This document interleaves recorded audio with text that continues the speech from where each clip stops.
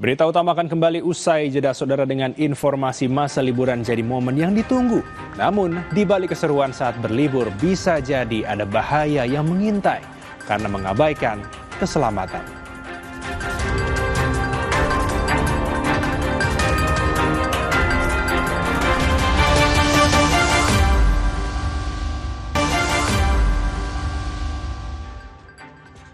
Anda kembali di Berita Utama bersama saya, Jihan Novita. Saudara, libur Natal Tahun Baru tiba. Bagi sebagian orang, liburan untuk quality time bersama keluarga atau teman-teman jadi momen yang ditunggu-tunggu. Semua lelah dan penat usai bekerja terbayar dengan berlibur di destinasi impian. Tapi saudara, di balik keseruan jangan mudah terlena pada euforia. Karena bisa jadi ada bahaya yang bisa mengintai kapan saja di saat kita lengah karena mengabaikan keselamatan. Saudara, liburan jadi momen yang berharga. Bahkan menurut tim jurnalisme data harian Kompas, liburan bagi Gen Z sudah jadi kebutuhan primer berkedok self-reward. Budget khusus biasanya sudah disiapkan jauh-jauh hari demi bisa healing ke destinasi wisata impian. Tak jarang saudara, ada yang rela lembur untuk dapat uang tambahan agar tak boncos saat liburan. Ya, mahalnya ongkos liburan di Indonesia membuat masyarakat rela menabung lebih lama saudara. Rata-rata butuh waktu 1,7 tahun atau sekitar 20 bulan untuk berwisata ala backpacker.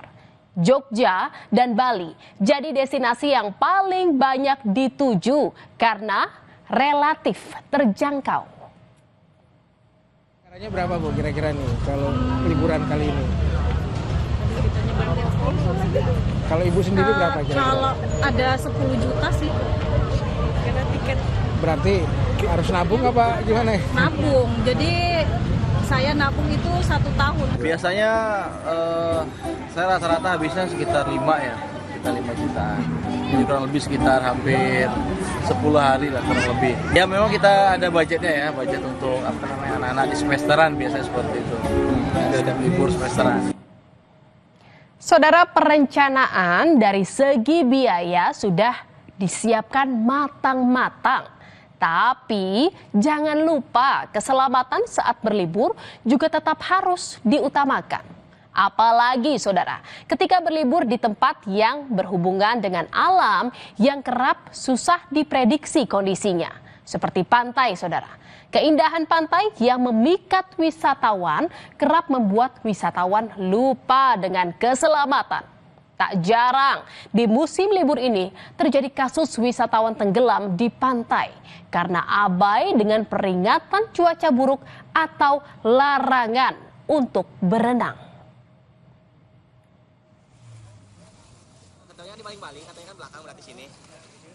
Seperti yang dialami oleh seorang wisatawan asal Kabupaten Tasikmalaya, Jawa Barat, saudara. Keseruan berlibur dengan kekasih di Pantai Putih Pangandaran, Jawa Barat malah berujung tragedi. Kejadian ini bermula saat korban ingin berenang di area bangkai kapal Viking. Pemilik perahu saat itu sudah melarang karena arus laut yang sangat kuat. Namun korban tetap nekat melompat dari kapal dan berenang tanpa pelampung. Korban akhirnya terseret arus laut dan ditemukan meninggal dunia. Di baling-baling belakang sini. Sudah diingatkan juga tadi dengan pemilik perahu juga, tetapi yang bersangkutan masih ngotot untuk naik ke kapal Viking.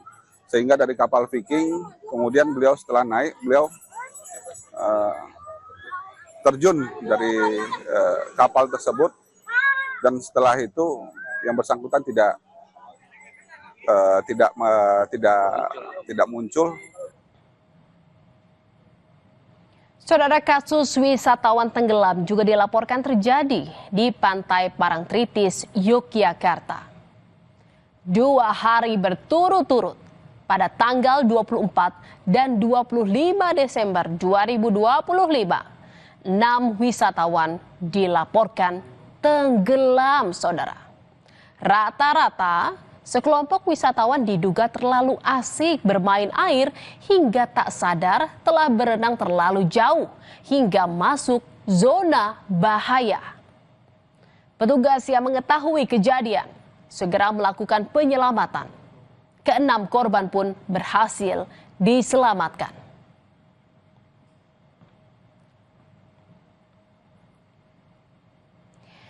Saudara, selain terseret arus laut, insiden tragis yang kerap terjadi pada wisatawan adalah gara-gara dipicu karena selfie atau swafoto. Keinginan untuk mengabadikan momen berharga di destinasi wisata kerap kali membuat wisatawan mengabaikan aspek keselamatan. Sebuah foto bisa bercerita 1000 kata, namun tak sebanding jika harus dibayar dengan nyawa. Dalam hitungan detik, saudara, senyum di depan kamera berubah jadi bencana.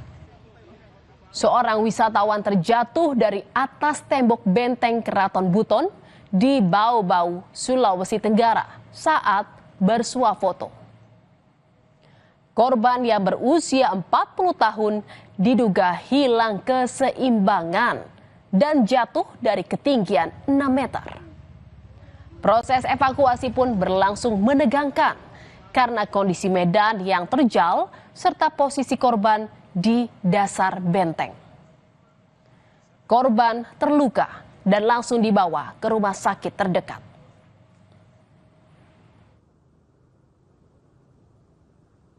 Rupanya dia berdiri di atas benteng keraton dan dia melangkah.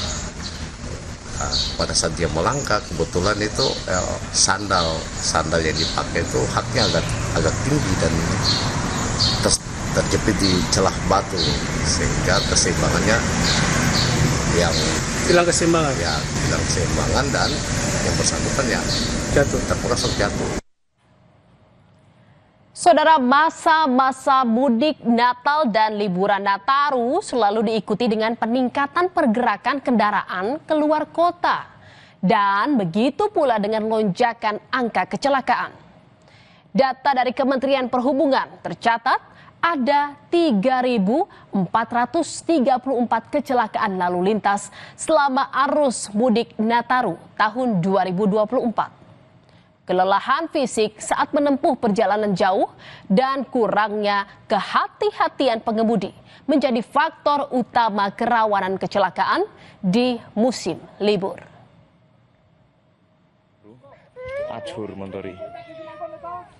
Seperti yang dialami rombongan wisatawan asal Demak, Jawa Tengah. Rencana camping untuk mengisi libur Natal dan Tahun Baru berubah total, saudara. Minibus yang ditumpangi terjatuh ke area perkebunan di Temanggung, Jawa Tengah. Insiden ini terjadi ketika rombongan wisatawan baru saja tiba di tempat wisata Embung Bansari. Dan saat diarahkan petugas parkir, mobil tiba-tiba melaju hingga terjatuh di areal pertanian dengan ketinggian 7 meter. Akibatnya, pengemudi mengalami luka serius, saudara. Sedangkan 5 penumpang lainnya luka ringan. Itu tahunya putar balik di atas karena ada pertigaan. Tahu-tahu sudah terjadi seperti ini. Terencana camping itu keluarga. Kalau tidak salah itu dari Demak. Itu baru aja tiba berarti, Pak? Baru saja tiba.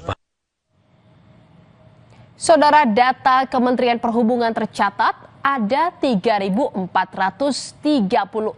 kecelakaan lalu lintas selama arus mudik Nataru tahun 2024. Dan untuk mengantisipasi hal ini, Kepala Korlantas Polri telah menyiapkan sejumlah skenario lalu lintas di libur Nataru termasuk mengantisipasi potensi cuaca ekstrim. Skenario itu diantaranya penerapan kontraflow dan menyiagakan petugas di berbagai lokasi seperti tol dan juga pelabuhan. Skenario yang kita persiapkan bagaimana menghadapi arus puncak. Ada alih arus, ada kontraflow, ada one way, dan mungkin juga ada penyekatan.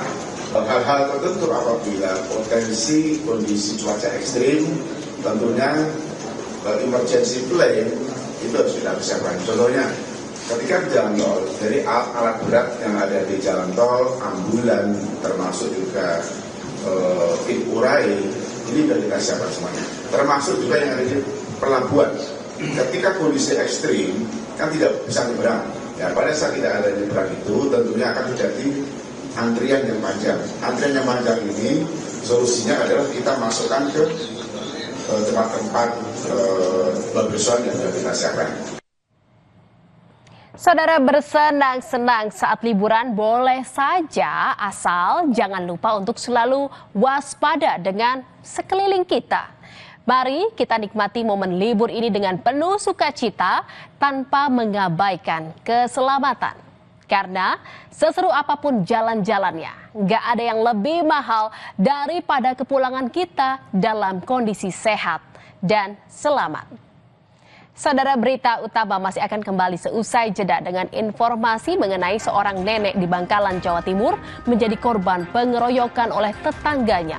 Perselisihan dipicu masalah air cucian beras. Tetaplah di berita utama.